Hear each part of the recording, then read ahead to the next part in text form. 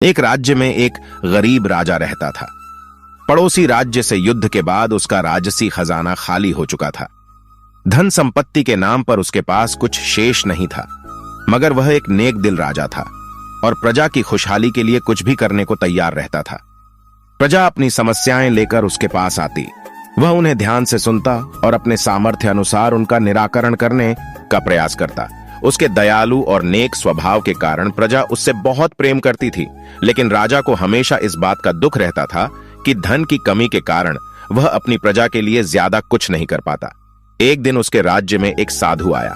लंबी यात्रा के कारण वह भूख प्यास से बेहाल हो चुका था और रास्ते के किनारे निढाल होकर बैठा हुआ था। उसी समय राजा रोज की तरह प्रजा की स्थिति जानने के लिए भ्रमण पर निकला। उसकी दृष्टि उस साधु पर पड़ी। वह उसके पास गया और उसका हाल पूछा। साधु ने कहा कि उसे जोरों की भूख लगी है। राजा उसे अपने महल ले गया और उसे भोजन करवाया। साधु राजा के दयालु स्वभाव से बहुत प्रसन्न हुआ और उसका धन्यवाद देकर पूछा, महाराज, आप इतने दुखी क्यों दिखाई पड़ते हैं? राजा ने उसे बताया कि वह अपनी प्रजा की खुशहाली के लिए बहुत कुछ करना चाहता है, किंतु उसके पास धन नहीं है, इसलिए वह दुखी रहता है।